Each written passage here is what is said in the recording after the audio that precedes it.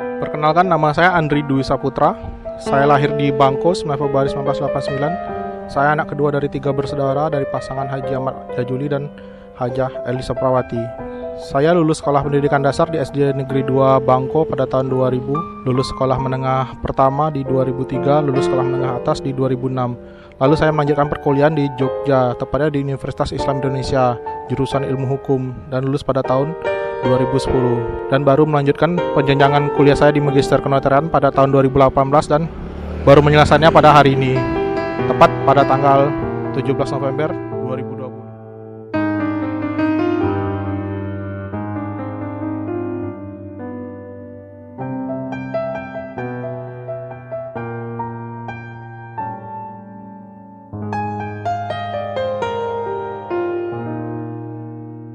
Saya melanjutkan seminar proposal di Magister Kenotariatan pada Juni 2020. Harapan saya terhadap Magister Kenotariatan semoga semakin berkembang dan menghasilkan alumni-alumni yang berkualitas dan dapat diterima oleh masyarakat untuk dapat bersaing di kehidupan yang akan datang.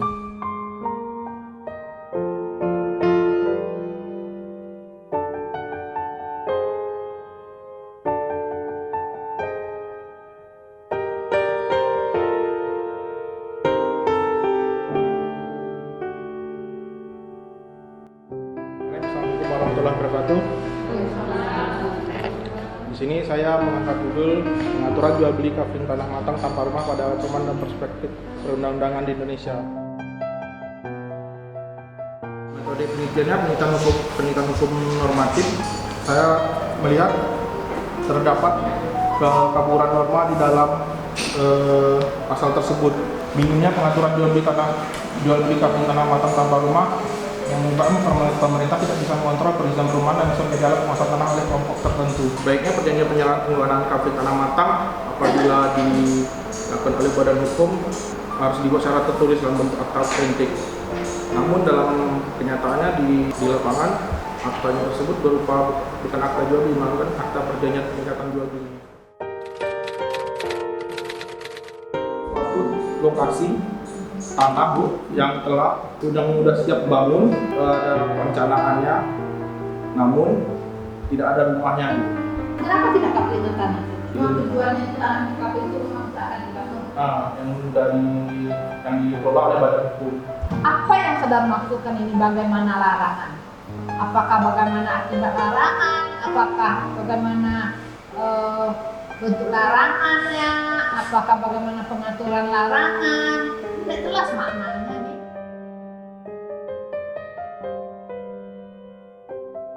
Saat ini saya tidak melihat di peraturan mana isu hukumnya tersebut. Ayat 1, badan hukum yang membangun disebut dalam menjual kafling tanah matang tanpa rumah.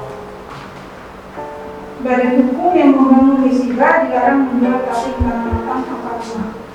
Ini apakah pasal ini kabur atau bagaimana? Atau ada konflik dengan undang-undang program itu?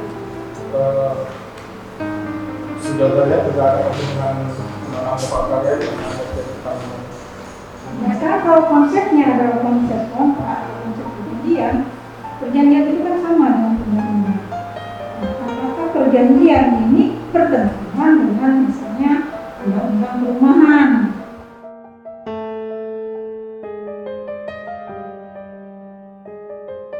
Saya yang ini saja, yang teknis lah, yang teknis saja ya. Coba buka kata pengantar. Kalau itu ada tulisan hantu rekam itu, saya pernah dengar hantu rekam. Tidak diperhatikan, tidak diedit secara seksama. Coba kapan untuk kamu ulang, buka di slide. Iya banyak. Ya apa namanya ini di fokusnya ini? Hak ditempatkan secara seimbang dalam praktek. Masalah umum terjadi dalam proses peralihan hak tanah kafling adalah disebabkan tidak seimbangnya hak dan kewajiban para pihak atau salah satu pihak tidak memiliki kewajiban terhadap pihak lain. Jadi dengan kafling tanah tersebut yang seharusnya diperuntukkan untuk masyarakat tidak mampu malah jadi orang yang mampu yang punya semua. Kesimpulannya yang dua itu tidak menjawab dari yang Anda bahas. Permasalahan itu pasal 146 ya.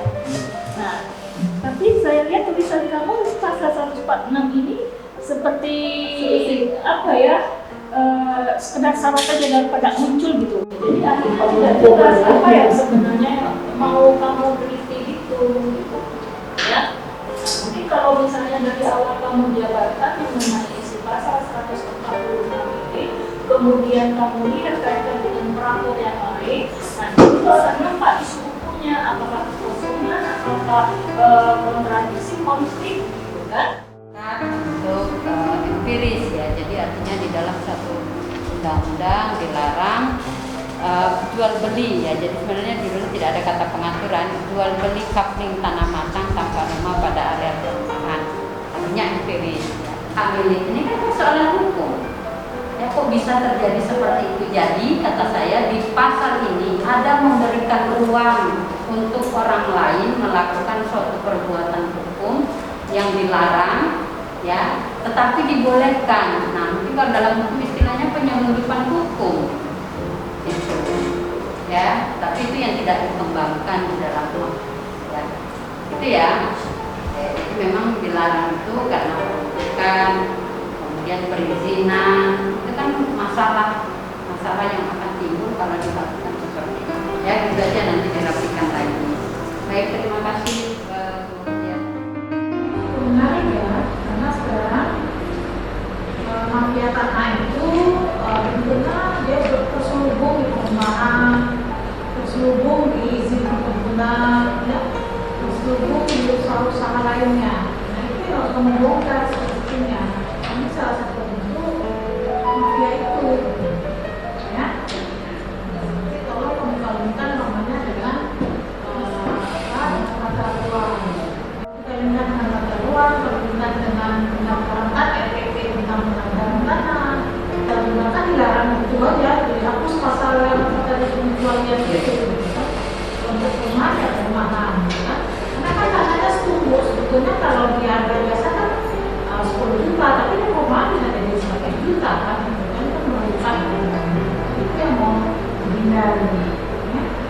Kenapa sih itu tidak terpenuhi konvensional di sana? Ya, makanya ini bisa normatif karena ini berlaku di Indonesia, bukan hanya di Indonesia atau rumah tertentu. Jadi kalau contoh tempat lain ini berlaku, tidak perlu sama makanya kita harus terjemahkan apa yang mafia tanah. Bahas dalam khusus ya, berarti itu kalau penguasaan tanah, tapi harga tanah juga.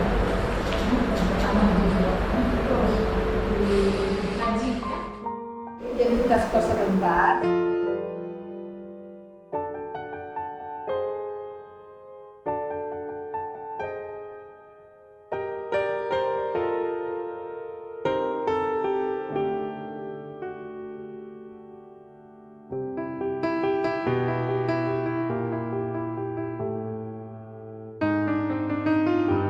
Kemudian saudara Andri Dwi Saputra. Jadi Andri, saudara sudah bisa mempertimbangkan bagaimana mungkin ya hasil ujian saudara. Kami tim penguji telah rapat tadi ya dan telah memberikan kesimpulan bahwa saudara ini menyatakan tidak. Harapan saya terhadap program Magister Penotariatan semoga menghasilkan alumni-alumni yang berkualitas untuk dapat bersaing di kehidupan yang akan datang.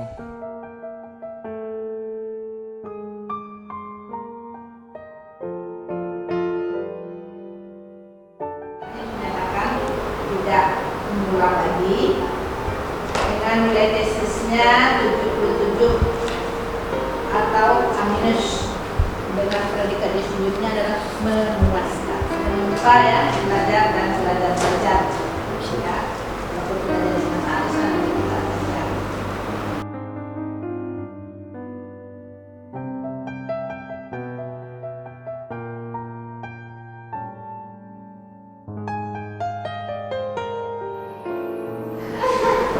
Asal jangan menerobos peraturan. Ya, pada dekat dengan 14 sarjana dan magister penotariatan. Dan jangan disentuh masalah